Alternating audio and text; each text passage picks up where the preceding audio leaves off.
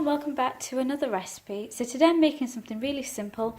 I'm making a banoffee pie. It's a really traditional UK dessert. Here I'm just blended some digestive biscuits with some melted butter and I'm toasting it slightly in a pan before I add it to the dish.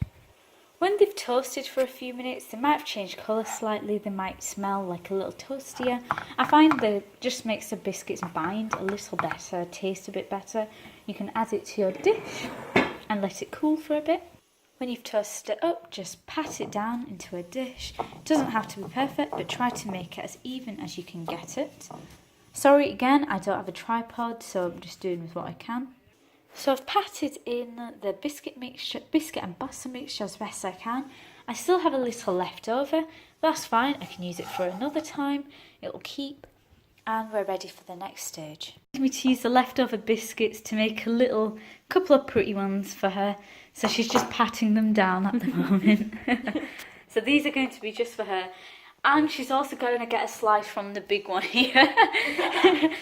We have greed in this family, honestly. But these are for her, and I'll show these as well. To make some caramel sauce, I've got some normal granulated sugar in a pan. I'm going to add a little bit of water and just mix it in, just until it's mixed really. Put this onto a medium heat. When you've mixed the water into the sugar and you've turned the heat on, don't be tempted to mix it with a spoon. Instead, swirl it using the pan. This will cause the sugar to just become really grainy and it might clump up. So if you want it to cook evenly, swirl the pan gently. Right, it'll start bubbling like this. When it turns a light amber colour, add butter a little at a time.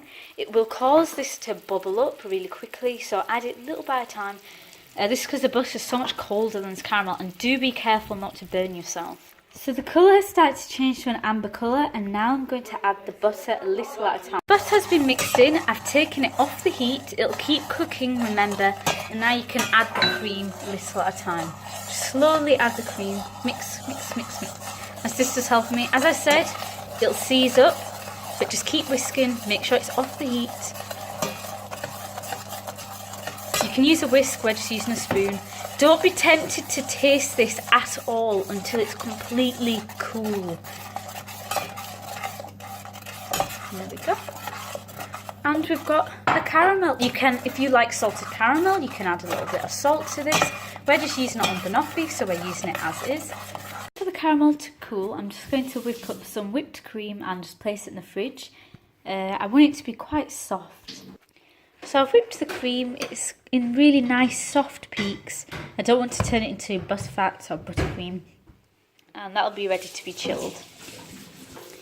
So the caramel has cooled, it's starting to thicken. It'll still thicken more as when I refrigerate it. But I still want it to be at a nice pouring consistency just to make my life a little easier. You can see it's probably darkened a little too. And we're going to just pour it on top of these. Just using a spoon. So I've added the caramel. That looks delicious if you ask me. And now I'm going to add the bananas. Just slice some bananas. Slice some bananas, laid it on. And now I'm going to add the cream. And a bit of chocolate topping. The double cream. And now just for the chocolate.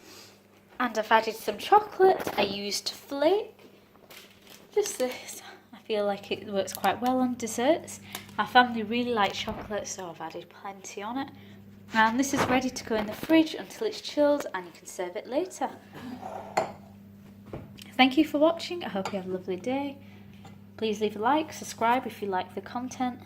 Bye.